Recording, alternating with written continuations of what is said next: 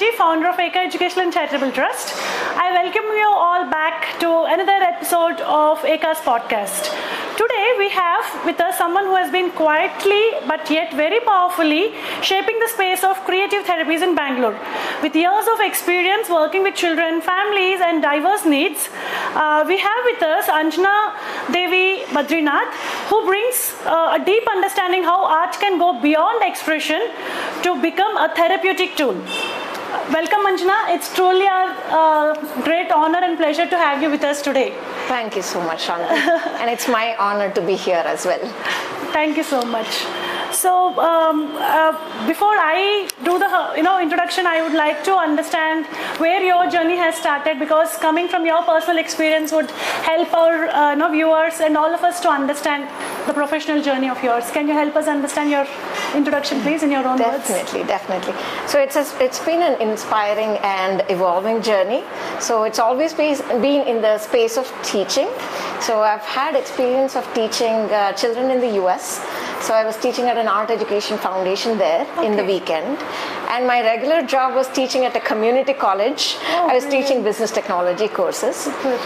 And I loved working with children in the weekends. And when I moved back to India, I knew that I wanted to start my own art education for children. And I founded Doodle Magic. So it's an education program where children get hands-on experience working with different mediums and learning about global artists. So they learned about painting, sculpting, using different mediums of art, and to know about whether the artist was formally trained or where did the art evolve from. So they learned about so many different art that exists around the world. So when I was working with children, and so this is over the time, I started working with children who came with different needs. So back then I knew it was called special needs, but I didn't know it was called special educational needs, how we call now. And I got very, very inquisitive about to learn different behaviors children exhibited. So naturally I knew how to work with them through art. So when we're talking about art here, it's all visual arts. So painting, sculpting and things like that.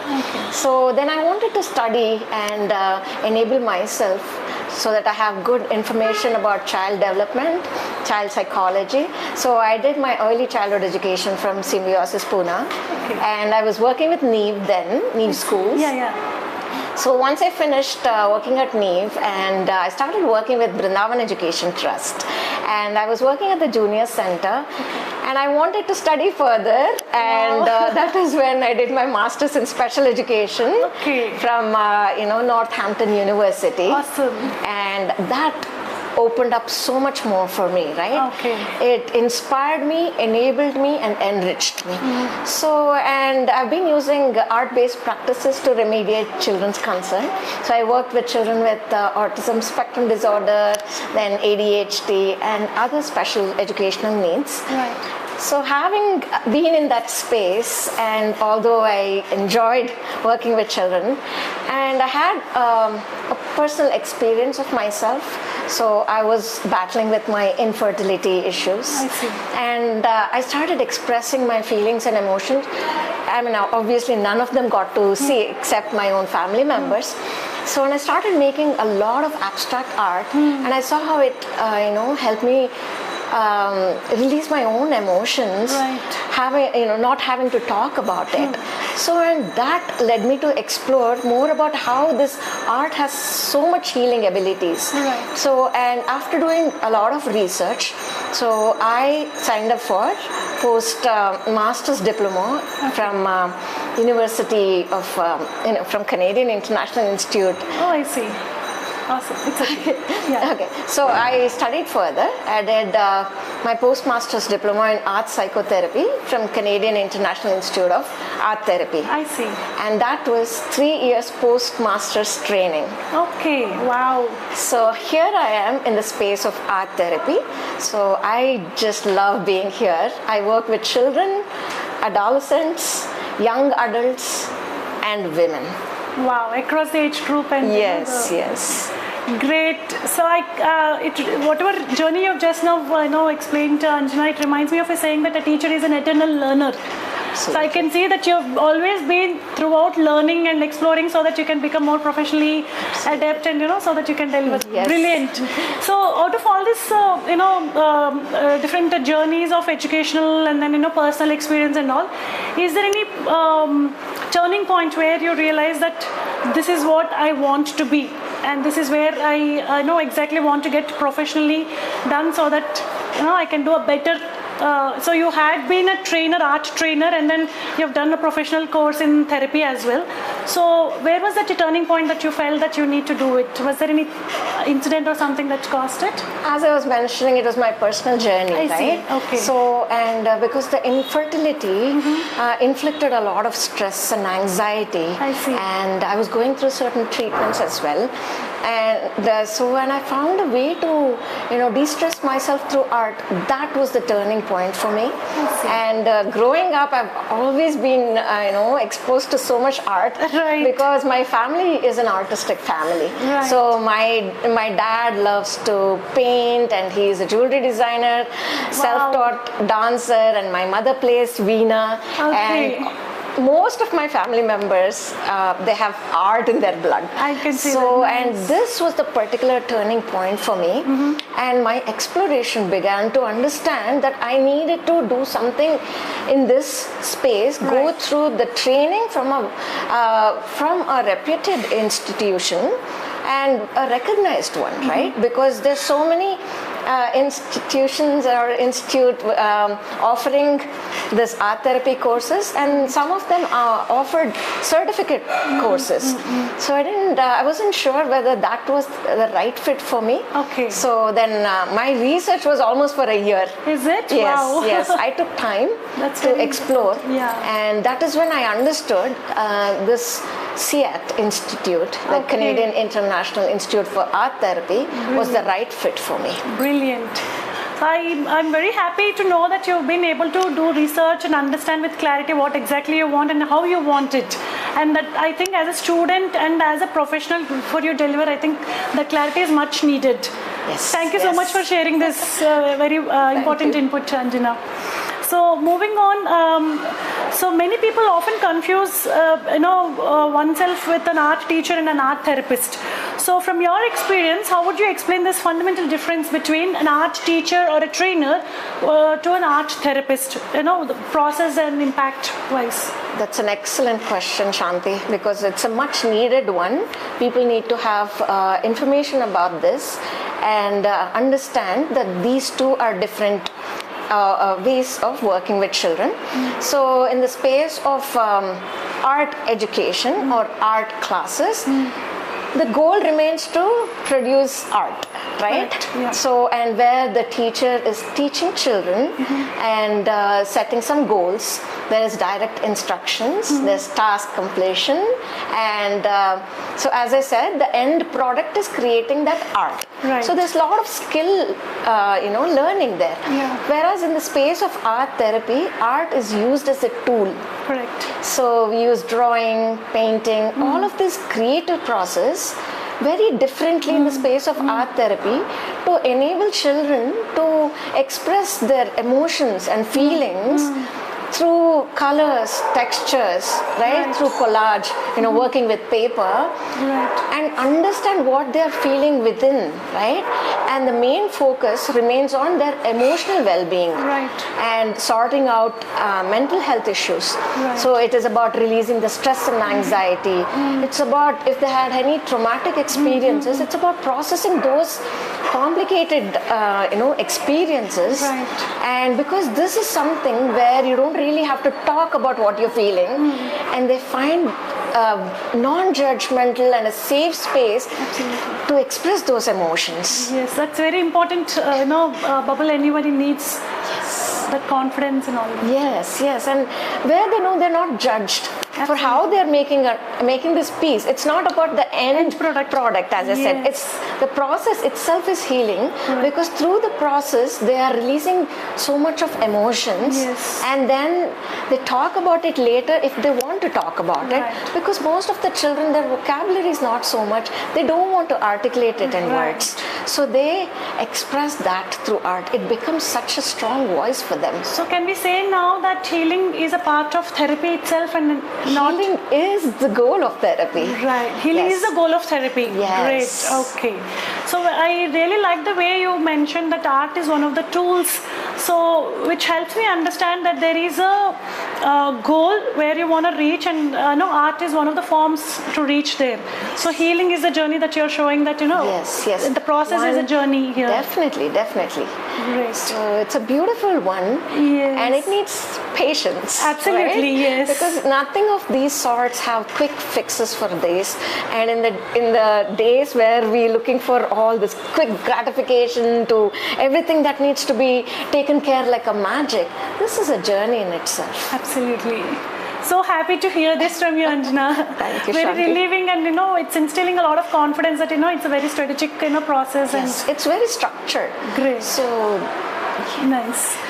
All right, thank you so much, Anjana. I would like to now move on to something related to science, because you mentioned about the healing journey and therapy and all of that. So I see some scientific aspects when you're talking about it.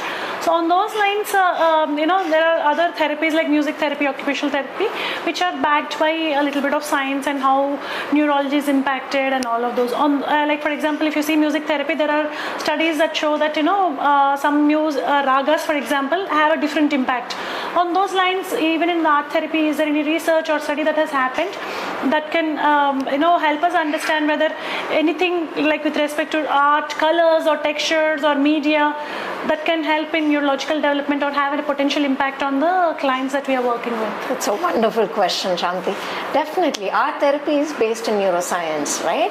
Like psychotherapy. So art therapy, we are using creative process, but we also use psychology and the techniques of psychotherapy. Right. So psychotherapy also taps into prefrontal cortex and things like that. So in art therapy, so you're tapping into multiple areas of brain. Right. So you're tapping into limbic system, where we have amygdala, that's the process, emotional processing center. Then we have the prefrontal cortex, that is executive functioning center, right? And then you have hippocampus, where the memory is saved.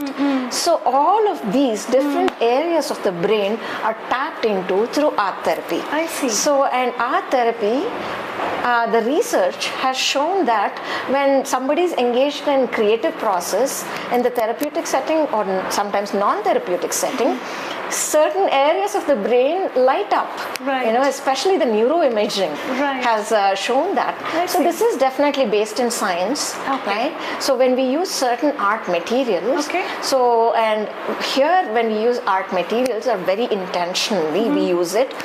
What particular materials we use with particular set of clients is very important for us. And so when we're talking about it, so we're also using different areas of the brain where there is sensorial and motor functioning part of the brain is also engaged in art therapy. So that helps with emotional regulation and process this traumatic experiences children have gone through. So that way, with creativity in art therapy setting, it enhances and builds different neural pathways, right? We have synapses between the neurons, and they tend to get degenerated. But all with this process, neural pathways are built. So then we find different, solutions for particular problems, right? So do you also evaluate your clients before you start, on what is the case history like and what strategy needs to be used for this kind of a background and all? Do you have such an pedagogy that you need to follow, or certain strategies to be taken care for different? You have such things? Yes, definitely. Okay. So as I was mentioning, this is a structured therapy, right? So what happens is when somebody contacts me, so we'll have like a brief consultation, so around 15 minutes to 20 minutes to see whether they're a right fit for therapy. I see. Right fit for our therapy. Right. So sometimes when people reach out to me and they say, oh, I don't have any artistic skills, I cannot draw a line. That's all right. Yes. That's all right. But the assessment in the initial consultation is about to see whether how deep is their mental health issues. If the person is reaching out to me and has severe suicidal symptoms, right? And we would refer them to psychiatrists and other personnel right away, so that they can get some pharmacology help. Right. So, and if not, when they reach out for art therapy consultation, so it's a 20-minute consultation to assess whether they're the right fit for this therapy. And the first step is intake session. Right. So if the person reaching out to me is an adult, so they will have to give me a consent saying that, because this is a mandatory documentation that goes, right? So they have to give a consent saying that they're taking the consultation from me. And then we discuss about the fees and structure of therapy. So if it is a parent or a guardian reaching out for children for their therapy needs, so they will have to sign the consent. So that is how it happens. And then, as I said, the first session is the intake session. So the objective being is to understand why someone is seeking art therapy, and then we gather some medical history or family history that helps us to set the treatment goals and objectives. So that becomes a starting point for us.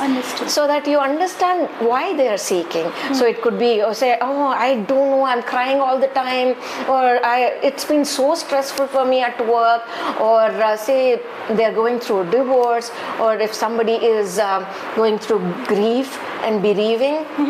When it comes to children, it is always behavioral difficulties parents notice. So all of these are emotional dysfunction, right? So dysregulation. So that is where it becomes important for us to gather all of this information, then set up the treatment goals. Got it. And then comes the session part of it. So do you also evaluate once the session is done whether the session has been effective and all, like how many sessions you need to do, and whether the child is progressing in the way you've planned for and all that? Yes, definitely. So what happens when the session begins, the initial few sessions, the child has to get used to you. It's all about rapport building, right? Why would the child want to open up to a stranger, right? So it's all about rapport building, and then they need to understand this is not the art class, right? And but they also, what I have seen is they love having fun, experimenting different mediums so differently, not like how it is in the art classes, right, where the teacher is asking them to use certain techniques, could be shading part, and it's nothing of those sorts. It's about the freedom to use the materials however you want, so that you express yourself with lines or shapes, just working with the textures. So it's very different. So initial few sessions, a child might express immediately what is happening, and we are trained to look at art differently. I see. And but I strongly believe that clients themselves have the answers within, and I'm facilitating it for them. That's counseling actually. Great. So, and then it's all about that exploration, and it again depends on each child, right? How they receive this therapy, and how they get in touch with their emotions and feelings, and how safe it is for them to express. So, and that is entirely dependent on the child. Got it. So regularity in sessions are very, very important. It's about paramount importance here.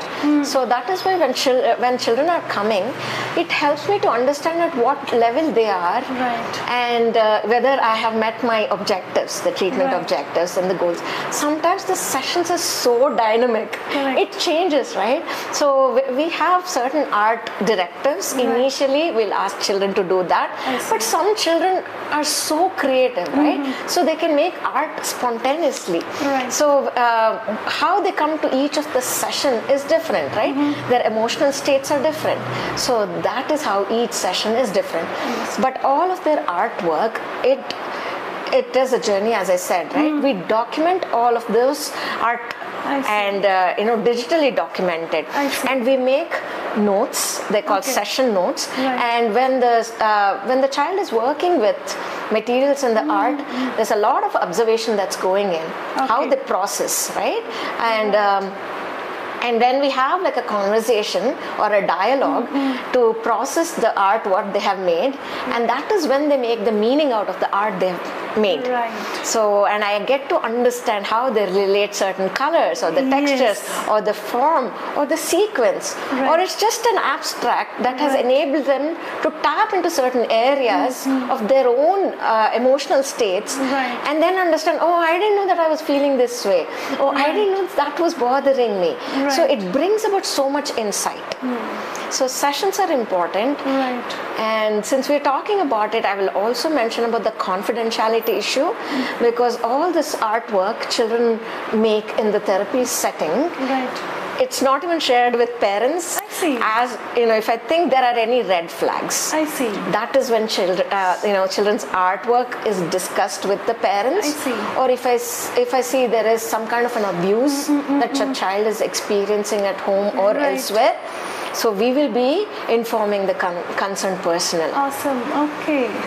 This is really very strategic and ethical process that you have set professionally in the field. Yes. Great. So Anjana, the art therapy word is very very loosely used, or we can say it is often being referred to. Now we as professionals know it is a very what you call professionally strategically designed courses that we need to go through the training, and then evaluation. Once we are getting certified, then only we can deliver with passion and all those things. But how about parents? How would they understand how to choose a therapist, whether they are genuinely therapist or not? What kind of questions parents can ask or look at when they meet, whether they're just an art trainer or an art therapist, for parents' perspective? Such an important question, right? So I would suggest parents to do their research. Right? So one, to understand somebody to be qualified as an art therapist or an art psychotherapist, they have to go through formal training. So they need to have education in the fields of psychology, so that they understand mental health, right? So as you mentioned, people are using art therapy without going through this training or understanding what this mental health is all about, right? So as I said, so they need to have formal training in this. Art therapy is always the postgraduate training. I see. So I did my master's and then did my postmaster's diploma. So postmaster's diploma itself is a 3-year training. So when you have to be a certified art therapist, you need to undergo all this training. Along with training, there's a set number of supervision hours you have to go through. So without supervision, this field doesn't work. Right? So even after you graduate and you have set up your own clinical practice, I still go through supervision. So I have my supervisor who is supervising my work and help me understand whether the goals I have set, the treatment goals I have set for particular client is the correct one, and how the strategies I've been using, whether it's been the right way to go about it. So it's an ongoing process. Supervision is an ongoing process in our field. Really very important input. I didn't know about the supervision. And how long usually the supervision goes on? It depends, right? Because I am working towards becoming a board certified member of Canadian Art Therapy Association, because that is where I got my from Canada Institute, right? So that means that you have to have certain number of supervision, from an expert, and also the direct client contact hours. Okay. So, and that's another certification, and that helps me with the registration process as well. Understood. So, in our space, ongoing learning and supervision is very, very important, Right. because it's just like in the medical field, right? There's so much research Absolutely. that keeps Yes. coming. So is with our therapy. There's so much research and there's so much information and there's so much discoveries that is Absolutely, happening, yes. right? So we constantly keep ourselves updated with this. Got it. So, and I attend the conferences online. Okay. So And- do you have anything like, once in few years you'll have to renew your certificate by gathering some points or attending some trainings and workshops, continuous rehabilitation education or something like that? Not necessarily, Okay. but it becomes a part of our Absolutely, yes. commitment, right? Yes, because yes. how We want to keep ourselves motivated you are. updated and Yes. take the trends and move Right. along collaboration. So, and sometimes I combine the modalities. Absolutely. So, and I use music in art Oh, therapy brilliant. as well. Brilliant. So, but now I'm also putting my hands and getting to know a little bit about handwriting analysis. I see. Okay. Just to see, how different it is and how it is also based in neuroscience. Okay. So updating ourselves with latest research and knowledge Right. is very important. Right. So Anjana, while you were answering for parents, how to choose a therapist, you've also answered a lot of questions for aspiring professionals as well on how the process has to be in the journey. One important question to add to what you've mentioned about the professional choice, along with the certification and all, what are the other qualities which art therapist would require? I know calling it passion and all might sound very cliche or jargon or something, but you as an experienced and very what you call decorated art therapist, I would say, Thank you looking so at your much. journey and experiences and all, how would you describe an art therapist along with the certificate? What else other qualities are definitely required? I'm glad that we are talking about this. So one is, as I said, the education itself. What about the emotional maturity one needs to have?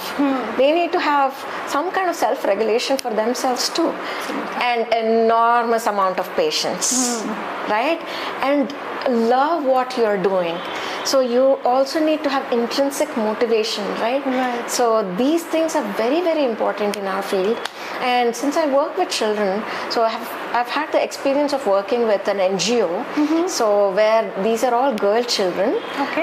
who have gone through various kinds of abuses. So their experiences are very traumatic. Okay. So when you're holding a space for them, you also have to understand the child psychology, but you should also understand how to contain their emotions. Yes, my training comes in, it's very important, it plays a very important role, but my patience, my compassion to work with them, and that goes a long way, right? Absolutely, because yes. there's always transference that's happening, and there's always counter transference It is a happening, right? dynamic process. Teaching and learning is always a dynamic process. A therapist, emotional states are so important. As I was talking about compassion, right? Right. So how we hold a space for them. We understand that we're trained to be so non-judgmental. Being human, sometimes you don't know how it works. Right. But if you have that deep down within, this is the space to be. Right. So in case if someone is emotionally vulnerable or I would say not yet regulated, do you think it is not yet a ready moment for them to choose this field professionally already? Good question. So their interest is very important. So, but if they need certain amount of healing for themselves, Yes. so I would suggest they can also go through therapy, different kind of therapies that exist. Right. Heal and then look forward to healing others. But it's a journey, as I said, right? So sometimes there's vicarious trauma because when people are talking about their own experiences, I'm a human being, so I get affected by their stories as well. That's what we call as secondary trauma. So I go through my process of healing, and it's always like this in our space. Therapists will also have therapists. Correct. But if you think that you need a lot of healing, before you are in this space, Right. I would suggest start your journey. Right. And then, equip and enable yourself Enter the into field this. kind of Yes. fully equip, and because that helps me understand, you mentioned a very important point about emotional regulation. So if we are not regulated, then we might not be able to deliver the fully, You don't want this stress to add to your stress. yes. So thank you so much for highlighting that point, Anjana. So the therapy structure from a practical standpoint of view, you mentioned in the previous point about the regularity, how regular they are. It makes a lot of sense. So how frequently should a child ideally receive the therapy, and how many hours of duration in a week or in a day that they need to go through it to see consistency and the planned progress and development, or the journey itself, healing journey? Good question, Shanti, because usually the art therapy session is offered once a week. Okay. So for children, it will be 50-minute session. Okay. Sometimes 45 minutes to 50, Okay. right? Okay. And sometimes it can also go up to 60, and Right. sometimes it goes over 60, but 50 minutes to Right. 60 minutes is the regular session timing. Right. And then once a week that's how the regular sessions happen. Right. But it again depends on children's requirement. Sometimes if they're emotionally, dysregulated, if the parents see that, can you give me another session, this week? Right. So we might have 2 sessions in a week. Okay. So, but the sessions once a week is very, very important. So I keep telling parents not to miss the sessions, right? Unless there is an emergency, unless there's a medical emergency, or for some reason they're not able to come. So, and I would always suggest the parents keep me posted. So they'll have to give me at least 24 hours of notice so that I Right. can plan my sessions properly. Right. So that's very important. Keep up with the regularity. So once a week. That is when the child also understands this is my space. Right. I have to come here, or rather they say I want to come here. Correct. And then we understand how the journey is. That Right. is when we can also map their progress. Right. So that strikes me with one question about, like, at what age group do you suggest anyone to start having art therapy? Is there any age limit, starting point or end point, or? So you can start as early as a 2-year-old or a 3-year-old. I see. Because we have dyadic sessions. Okay. Currently, I'm not practicing at that age, offering my Okay. services at that age. Okay. So where the mother and the child, or the father and the child, they're working in the therapy space. But I work with 8 years and above. I see. Okay. So that is what I've been doing at this point. So at any age group, anyone can benefit from art therapy. Definitely. But from your experience, vast experience, do you have you noticed any pattern where at this particular age the children are benefiting the highest? Any Okay, such that's- observations from your perspective? It might not have to be a scientific study, but you as an observation from your. No, I think this works for any age, see. right? Okay. So since we were only talking about children, so it's with 8 and above in the Okay. therapy space, Okay. right? So they're good, they like it, Right. And especially adolescents and teens, especially teens, Right. they love this. I see. So I've been working with a teen, when she started art therapy journey, she Right. was only 11 years old. I see. And she is now 13 plus. I see. So her journey with me has been for more than 2.5 years. Awesome. And I've seen how this journey has, blossomed her to express her feelings and emotions through art, and talk about so many other things that she's interested in doing, right? Okay. So that is a journey that I've been able to witness. Awesome. So I love working with teens, and they have found this a very, very beneficial way of Right. expressing themselves. It's very interesting to see that usually people, professionals as well as parents, they find it difficult to work with teenagers, and it's very happy that I'm hearing that someone's very excited and happy to work with teenagers, and Bring them to me. yes. Great. Moving on to the next question, based on your experience, which category of special needs students, you've answered my no doubt about the age group, now which category of the special needs do you think have benefited a lot from art therapy? So we in have my now 21 experience- different types of disabilities recognized in Correct, RPWD Act. Which one do you think have benefited the most? Children who are unable to talk out their feelings, I see. where they're not able to talk about it, right? They are the ones who benefit the most. Okay. So I have children who have attention deficit hyperactivity disorder, but they're also very high functioning. Right. So that, and children who have behavioral difficulties, right? And children who have social communication challenges. I see. Children who have peer challenges, right? And also children who not have learning disabilities have benefited a lot from this. Okay. So anybody who doesn't want to talk, they try this and find a way to, Right. talk about their feelings and emotions, not talk about it. Yes. Do you see art therapy as something that should happen in isolation, or it has to happen integrated, or both the ways? Which one do you think is most beneficial? So I would answer your question saying that art therapy is at a nascent stage in India, right? Yeah. So, and then what I would suggest is like integrating it in the school. It will be the wonderful way to go about it, right? So some of the principles of art therapy that can be integrated with the curriculum. Right. So where children have that space, right, that opportunity to work on their emotional well-being. Right. So it's not only about teaching, right, that goes, and because children at any age can experience stress and anxiety, Right. and they don't have emotional literacy, Right. So art therapy can be integrated in school curriculum, Right. or give them the chance to do that. So last year I was with IRA Academy, and then we used art therapy activities Oh, nice. with 6th graders to 10th graders. I see. So where I've been able to work with 10th graders, especially used art therapy activities Okay. for them to work and release their stress Okay. of exams, right? Right. So last year I was with IRA Academy, so I worked with 6th graders to 10th graders, I see. and we used art therapy activities with them, I see.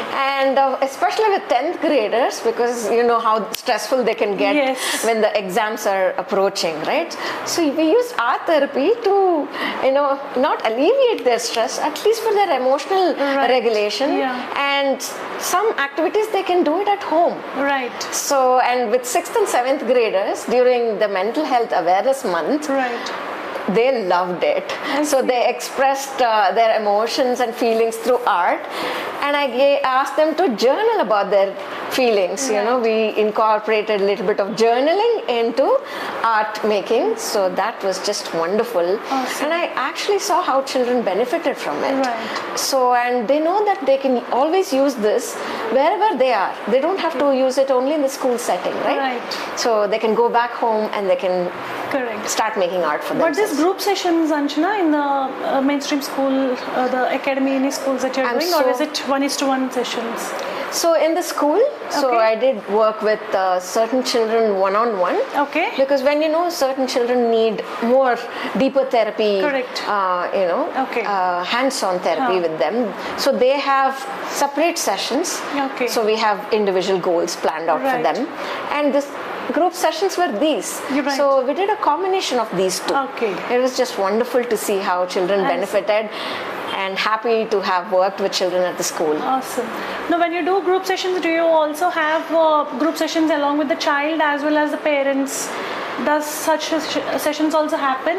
Do you That recommend? can definitely happen. Okay. Although I haven't done it at the school setting. Okay. So, but we also have sessions where parent and child are there, and I also have family sessions. Okay. So parents and children are present in the Right. session. Huh. So it's just wonderful to see how they work Okay. together. So, in one of your answers, you were talking about, the socio-emotional, behaviors and all. When we talk about the socio-emotional, it is all about interpersonal skills as well. It's as a subsect. So, on those lines, do you also does art therapy also help in developing a broken bond between a teacher and student in a mainstream school, or a therapist and a student who are unable to develop a bond to move the process? As a additional therapy, can that also be empowered or healed or enabled is what you're saying. Definitely, right? Because Whether teenagers go through a lot of bondage issues with the teachers, in acceptance and all, Correct. vice versa also. So does this help in facilitating It the does. student-teacher relationship as well? Definitely. Okay. But I would say the teacher who the student is working with also has certain amount of awareness Right. when they are using art-based practices. Right. That is important. But generally, right, children tend to open up better in a non-judgmental space. Correct, yes. And so it has its own benefits. Right. So when it comes with understanding where children are and you're not judging them for their skills, or say in art therapy, we don't see whether the child is using a particular color to represent a particular emotion. Okay. We're not doing that. Okay. You're free to say, I'm using red to talk about my peace. peace. Yeah. It doesn't have to be anger. Yes.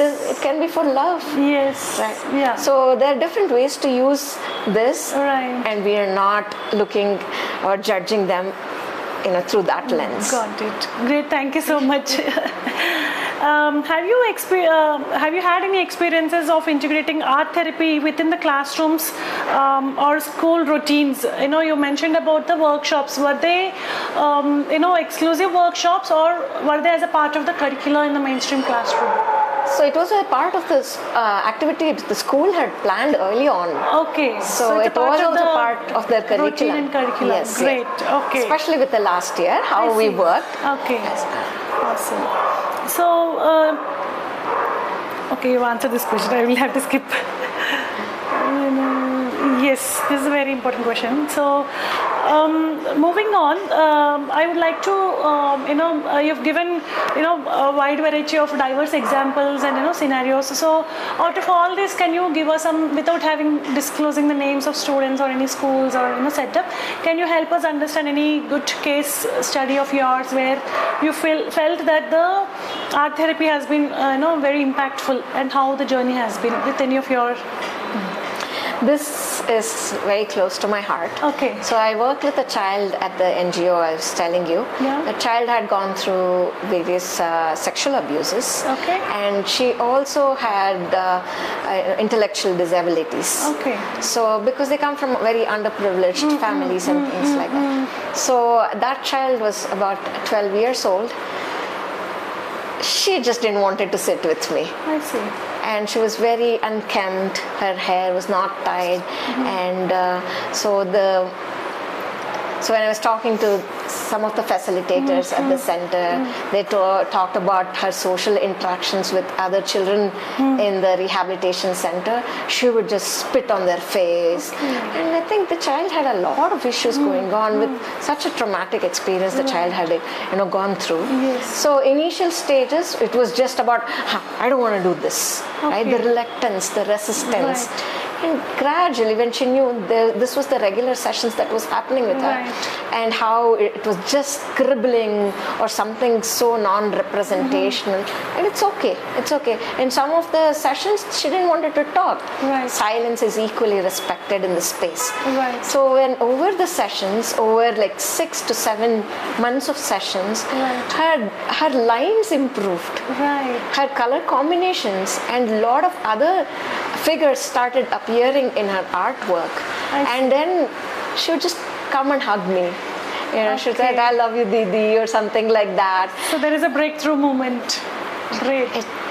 It took time. It took time. And there was so much visual change in how she made her drawings. And then that shows that how much regulated she became. Right. And so her appearance started changing. She wouldn't frown as much as she would in the earlier sessions, and I would tell her, comb your hair and come, sit with me, do this. And it was just a wonderful journey. Wow. That's been a journey that's been very close to my heart. Thank you so much for sharing this, Anjana. Great. So I think we have reached the end of our podcast discussions. If you have to leave a message to parents, educators, and therapists with one thought on the role of art therapy, what would that be, Anjana? art is a universal language that helps children and adults to explore, express, and connect, right? So art, when it is used in creative spaces where we are nurturing creativity, so it helps them to foster their healing, understanding, and inclusion. Thank you so much. Thank you so much, Anjana. It felt like I have also taken one small art therapy journey.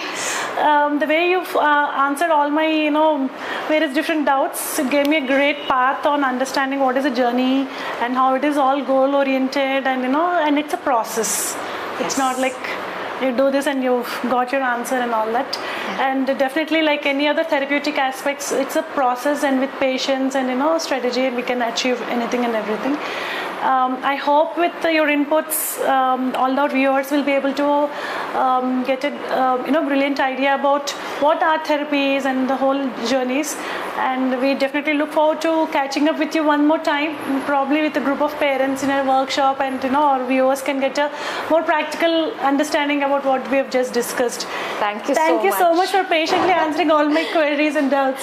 I'm looking forward to working with you soon again. Shanti, thank you so much for having me on this show. Thank you so much. So we'll all come back and meet in the next episode. Thank you so much for watching EKA's podcast session. Bye-bye.